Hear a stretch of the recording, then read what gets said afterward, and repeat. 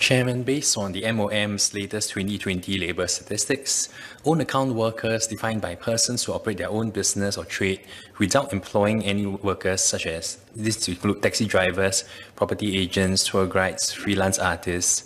These people account for 9.7% of the total workforce, or 228,000 workers, up from 8.8% in 2019. While some own account workers are truly independent, such as working proprietors, there are many who offer services as part of a wider organization, such as taxi drivers, private hire car drivers, and food delivery riders. Now, the COVID-19 pandemic has arguably pushed more workers into the so-called gig economy. Such a rise can also be attributed to the advent of aggregator apps such as Grab and Deliveroo, which has provided platforms for people to seek assignments in exchange for monetary incentives. Now, we have to recognize that this is a sizable population of the workforce that are not protected by employment laws and regulation. These own account workers are not deemed as employees of companies, and the companies are also not obliged to provide CPF, medical insurance, and other employee benefits for these people. Moreover, the own account workers' income is subjected to the incentive structures which these companies can have the power to change at any point in time without notice and often do not require consent.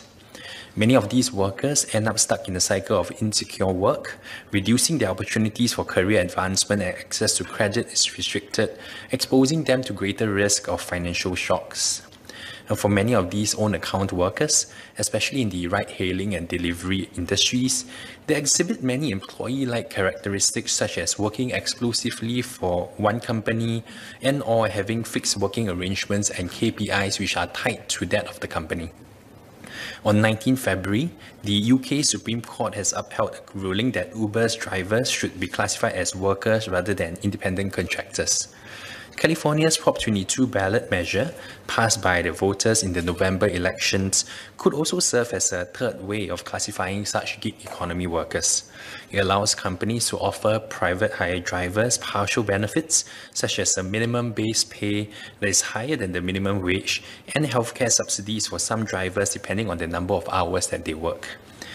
I would like to ask if more could be done to protect the interests and provide a safety net for these group of workers, such as mandatory insurance and minimum levels of benefits and protection for them. Let me now signpost the direction for self-employed persons, SEPs. For well over a decade, our SEPs have consistently made up 8 to 10% of the resident workforce.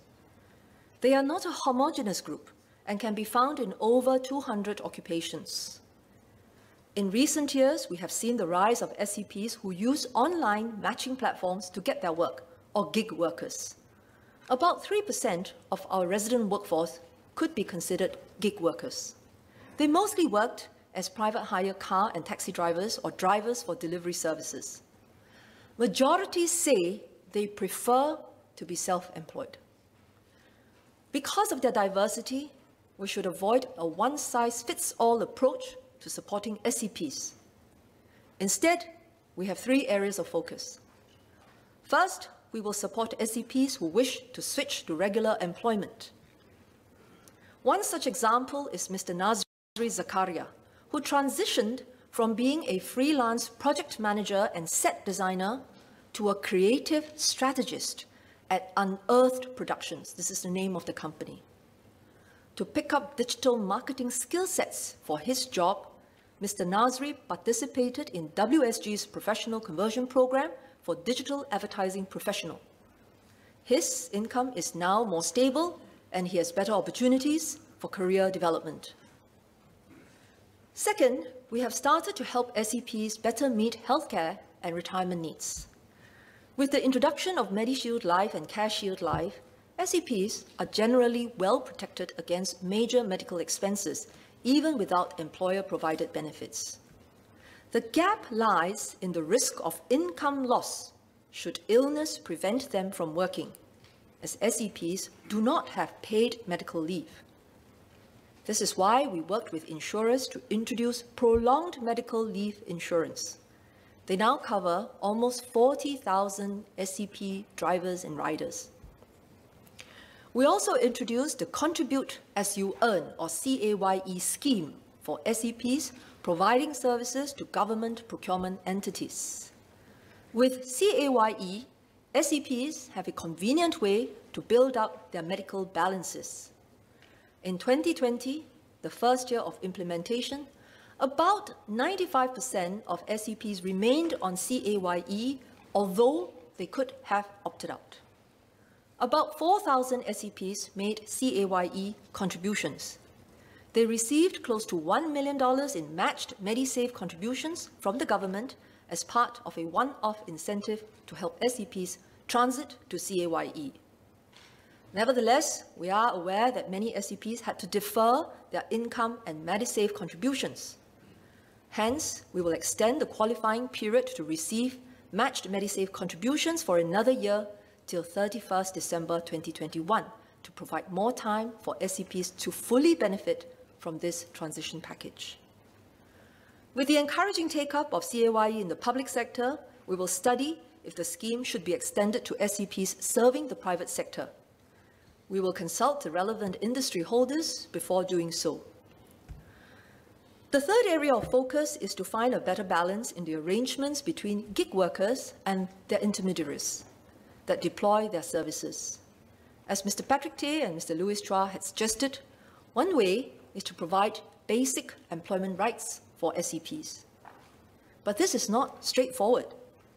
In Italy, for example, gig workers dependent on one buyer or intermediary for their work are categorized as dependent contractors and entitled to partial employment rights. This provided added protection to the dependent contractors, but also incentivized employers to reclassify regular employees as dependent contractors instead. In California, the legislative moves have swung like a pendulum. But as several MPs highlighted, the latest ruling by the UK Supreme Court may have turned the tide decisively towards recognizing Uber drivers as workers. In this regard, we welcome the NTUC's keen interest to strengthen representation of SEPs and freelancers.